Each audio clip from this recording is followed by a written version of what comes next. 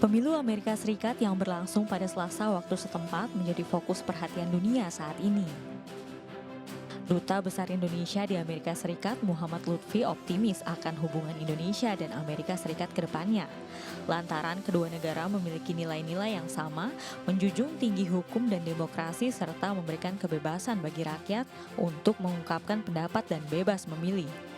Karena empat nilai dan norma ini, saya merasa bahwa Indonesia dan Amerika Serikat akan akan berdiri sama tinggi di kawasan maupun di dunia sebagai, kalau istilah saya ini, sahabat lama yang baru gitu loh. Jadi istilah saya ini adalah teman lama yang akan menjadi teman sejati yang baru karena nilai dan norma ini.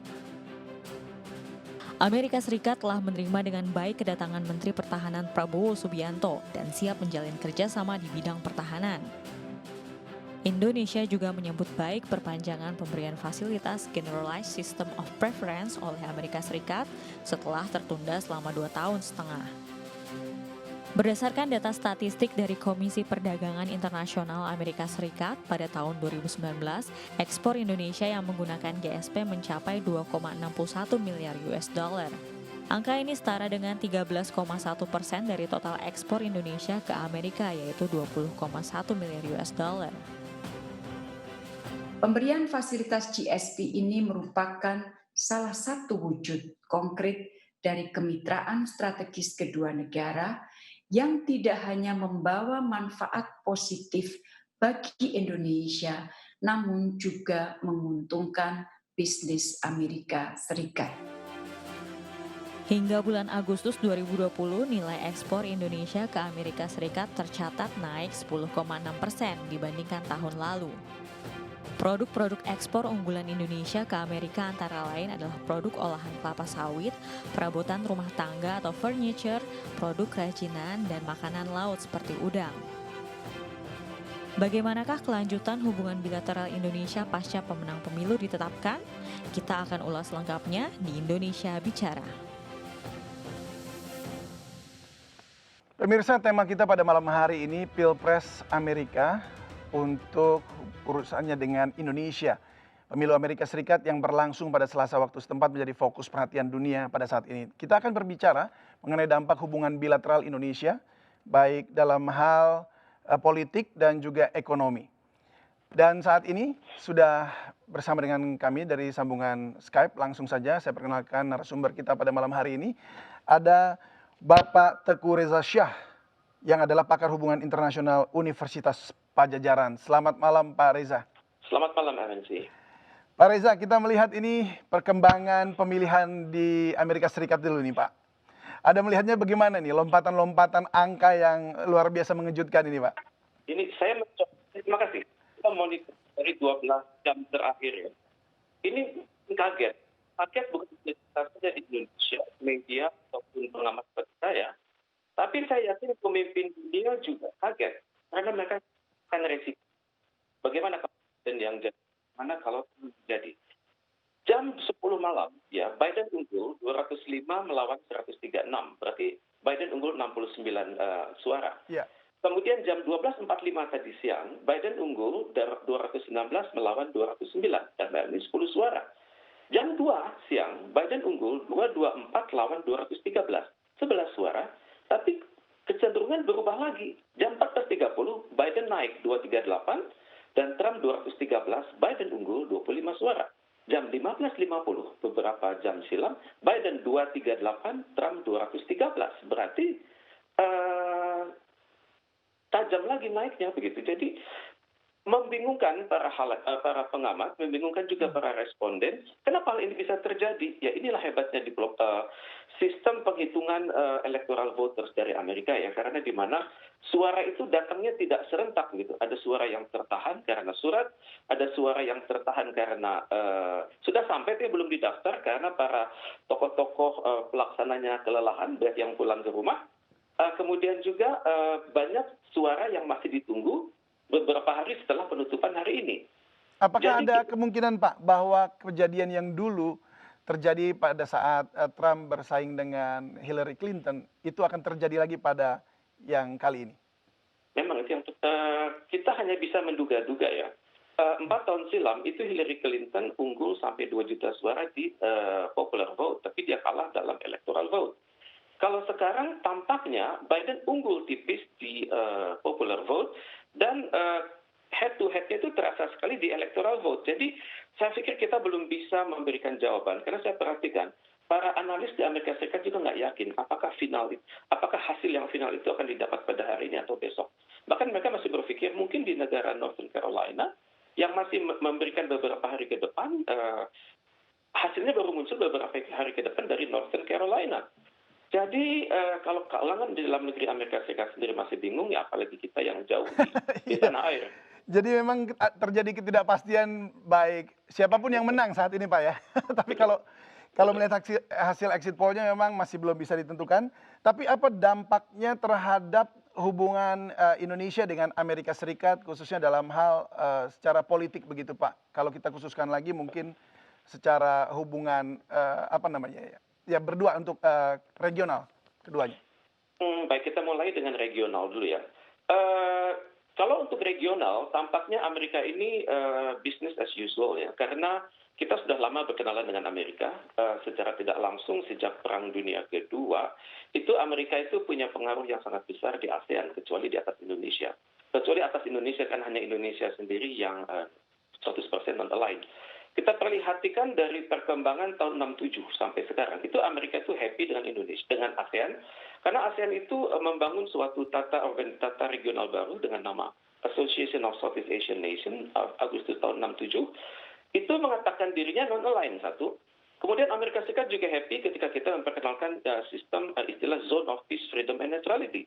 Happy. Kemudian kita memperkenalkan maju di level keamanan dengan mengembangkan Treaty of Amity and Cooperation dan juga Bali Concord. Amerika Serikat juga happy.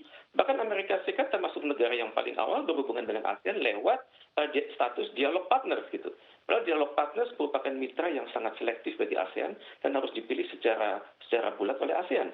Dan sampai sekarang pun Amerika itu masih dekat dengan ASEAN karena Amerika Serikat sadar bahwa ASEAN yang netral itu adalah lebih baik daripada ASEAN yang memilih pada kubu lawan Amerika Serikat.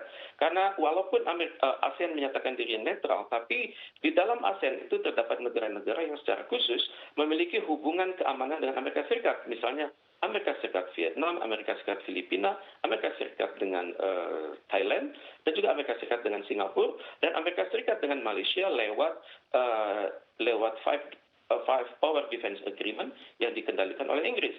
Dan Inggris pun masih punya sahabat di kawasan dekat ASEAN yang namanya New Zealand dan United States. Jadi Amerika Serikat cukup nyaman dengan ASEAN, bahkan ASEAN juga sempat kecewa karena pemerintahan Trump menarik diri dari TPP, Trans-Pacific Partnership. Padahal negara-negara seperti Thailand, Filipina, dan Vietnam itu sudah jauh-jauh hari merancang sistem hukumnya, sistem ekonominya, sistem perdagangannya agar siap-siap untuk TPP. Dan mereka juga tampaknya akan termasuk negara yang sedikit kecewa kalau Trump tetap bertahan.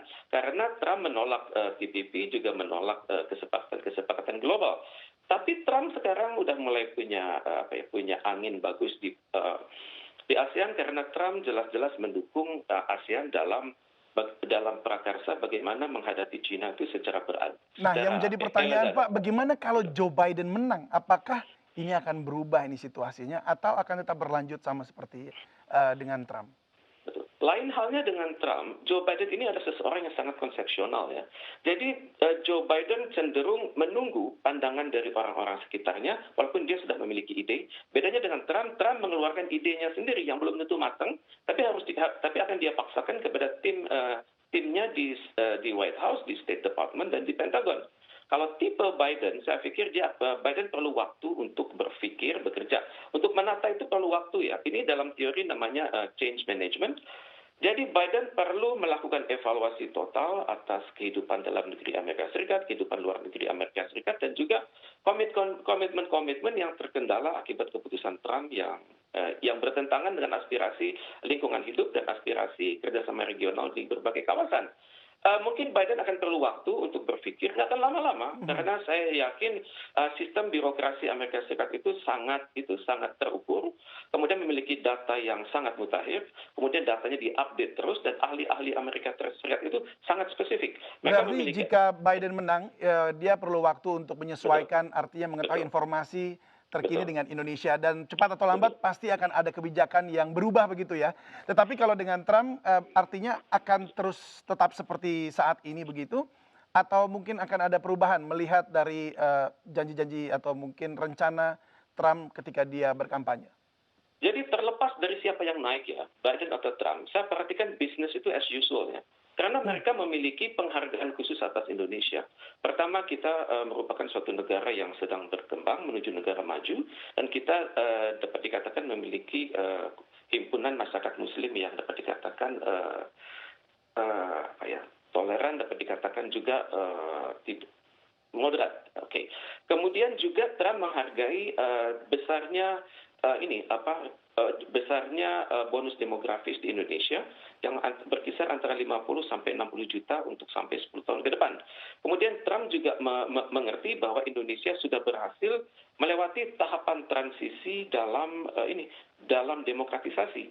Trump melihat bahwa tahun 9798 justru di tengah krisis ekonomi Asia, Indonesia berhasil berangkat menjadi negara yang lebih demokratis, walaupun ekonominya sempat hancur lebur begitu pada saat itu, dan sekarang Amerika Serikat melihat bahwa Indonesia memiliki potensi untuk ke depan, dan dalam semangat kerjasama, tadi Pak Dubes mengatakan berdiri sama tinggi, duduk sama rendah. Saya sangat berharap ya Amerika Serikat bisa bekerja sama dengan Indonesia dalam kerangka yang disepakati bersama, misalnya Sustainable Development Goals, kerangka seperti. Baik, tapi jikalau bicara soal HAM itu sendiri bagaimana Pak? Karena kita melihat bahwa Biden ketika dia berkampanye sepertinya fokus pada HAM ya.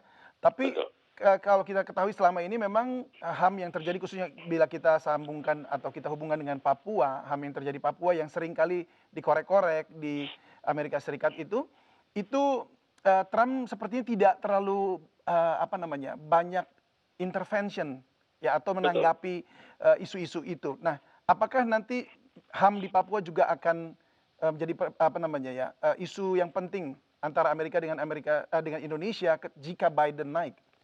Memang khas dari Partai Demokrat itu akan detail bertanya soal HAM, terutama sekali kalau HAM itu sudah menyangkut hubungan industrial, misalnya kemudian juga praktek di pulau-pulau terluar, kemudian HAM dalam pembuatan perundang-undangan, kemudian HAM terutama sekali di dalam perusahaan-perusahaan yang punya afiliasi dengan Amerika Serikat. Dia juga perhatikan HAM pada saat-saat kritis seperti pemilu, pilpres maupun pilkada. Jadi terlepas dari ada tidaknya kritik dari Amerika Serikat, kita harus melakukan pembangunan secara berkelanjutan, pembangunan berdasarkan hukum, pembangunan yang mengedepankan hak asasi manusia, dan tapi semua itu harus dikomunikasikan ke Amerika Serikat.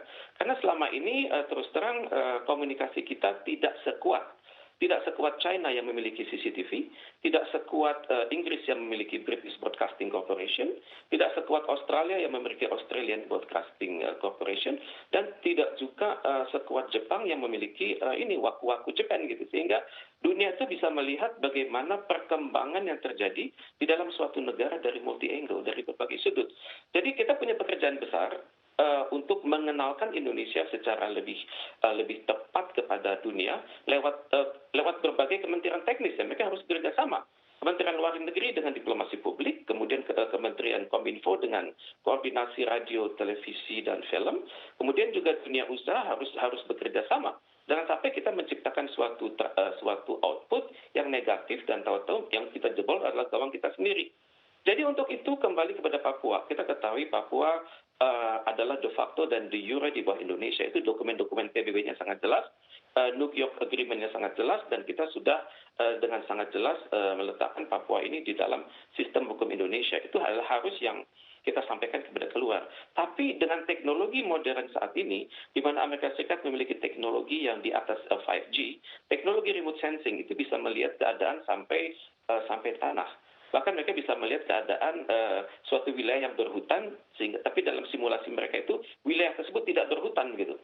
Jadi Oke, Pak, mereka yang sudah saya juga ingin ketahui sekarang, jika memang mereka begitu memantau Papua, maka apakah ini akan selalu di Papua atau isu dugaan pelanggaran HAM di Papua itu akan selalu dikorek-korek oleh Amerika siapapun pemenangnya begitu? kecenderungan Partai Demokrat untuk begitu. Kalau Trump cukup happy lah kalau dia melihat tren perdagangan baik, kemudian ekspor hasil-hasil dari Freeport baik, dia cukup tenang.